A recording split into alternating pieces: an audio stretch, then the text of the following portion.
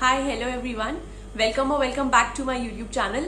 So today is the 11th of July and the results of intermediate and final have been declared. कुछ बन गए CA finalist और कुछ बन गए chartered accountants. So I would like to congratulate each one of you जिन्होंने भी अपने एग्जाम्स क्लियर किए हैं. But basically this video is for the ones who couldn't clear, because एक साइड पे जहां बहुत ज्यादा सेलिब्रेशन हो रहा है, दूसरे साइड पे वहीं पे there are students who have worked really hard और फिर भी उनका क्लियर नहीं हुआ. सो पहली चीज what I would like to say to those who couldn't clear is just कि ये सिर्फ एक टाइम फेज है, सिर्फ एक टाइम फेज है जिसको आपको समझना है और जिसको आपको थोड़ा सा पेशेंस रख के टाइम को निकालना है.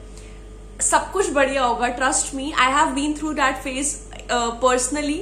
आई have been in the phase where I also failed but I have also cleared at a certain time.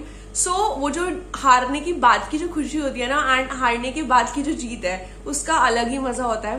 Because आपने सिर्फ जीत ही हासिल नहीं करी होती, आप हारने के बाद दोबारा खड़े होते हो, then you prepare and then when you win in that and then जब आप पास होते हो, that success is like उसके कोई words नहीं है, उसका कोई मोल नहीं है, that's priceless.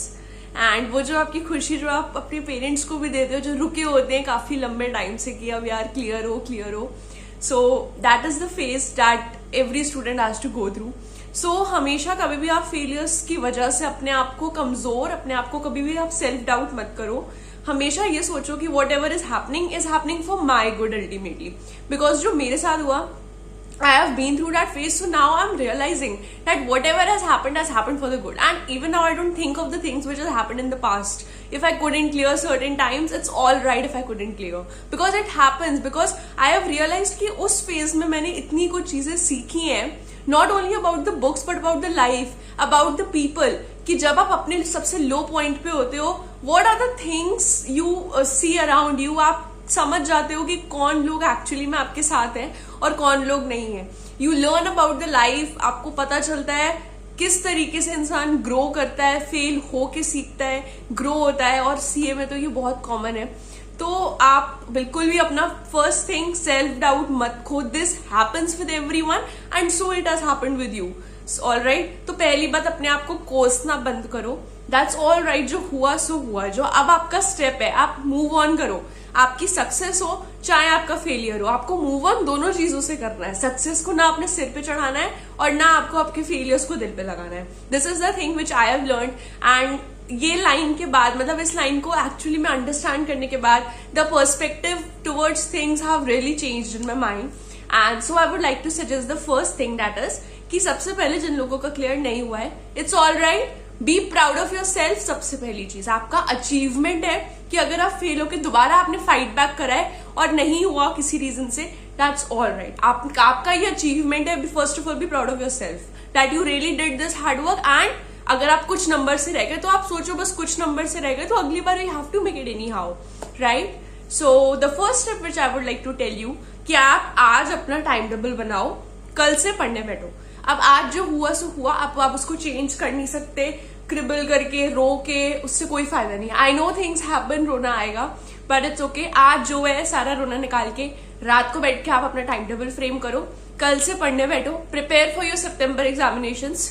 जो लोग सोच रहे हैं कि सितंबर का स्किप करके जनवरी में दे दें, do not do that mistake. आप सितंबर में, तो अगर आपकी भली पूरी प्रिपरेशन नहीं हो पाती क्योंकि कम टाइम बचा है, तो उस हिसाब से आपकी जितनी प्रिपरेशन होती है आप दो. आपको एक्सपीरियंस मिलेगा कि ठीक है अगली बार मुझे इस चीज पे थोड़ा सा और वर्क करना है और फिर जनवरी मेरा हो जाएगा. So like this you can prepare. Okay, so the next thing which I would like to tell you is कि आप आरटीआई के थ्रू अपनी सर्टिफाइड कॉपीज मंगवाओ. आप देखो कि आपने कहाँ पे क्या गलतियां करी हैं, और गलतियों के साथ साथ आप ये भी देखो कि इंस्टीट्यूट जो है वो कौन सी चीज पे कितने मार्क्स काट रहा है. आपको इससे अंदाजा चलेगा कि अगर इंस्टीट्यूट ने मेरे यहाँ पे नंबर काटे हैं तो मुझे इस पॉइंट की जगह क्या ऐसा लिखना था कि इंस्टीट्यूट मुझे पूरे नंबर देता. तो जब तक आप उस गलती को नहीं समझोगे, you are not going to make it. तो पहले आप उस गलती को समझो. आप अपनी सर्टिफाइड कॉपीज मंगवाओ, आ जाएंगी अराउंड 15 to 20 डेज तक. आपकी सर्टिफाइड कॉपीज आपके मेल पे आपको मिल जाएंगी. तो उसके बाद आप अपने टीचर से पूछो, किसी फैकल्टी को विजिट करो, जाके उनको दिखाओ अपनी सर्टिफाइड कॉपीज, अपनी गलतियां समझने की कोशिश करो. फर्स्ट स्टेप है गलती समझो. Because if you again sit up and start doing बस पढ़ते जाओगे, that's not going to make sense. सबसे पहले आपको अपनी गलतियां देखनी है कि क्या क्या मेरी मिस्टेक्स हैं, उस पर आपको वर्क करना है। तो जैसे अगर आपके एमसीक्यूज गलत होते तो आपको पता चलेगा कि आपको किस चीज पे ज्यादा फोकस करना है। तो आप ज्यादा से ज्यादा, इसका मतलब आपको केस बेस्ड सिनेरियो वाले क्वेश्चंस को प्रैक्टिस करना है, एमसीक्यूज ज्यादा से ज्यादा सॉल्व करके देखने हैं। एक आपको 3 आवर का अपना टाइम सेट करना है, मॉक टेस्ट आपको पेपर देना है। तो ये सब चीजें गलतियां हमें बाद में समझ में आती हैं। सो अपनी आप RTI से आप अपनी कॉपीज मंगवाइए, check your mistakes and then start to study, then make a plan that what things you need to focus on.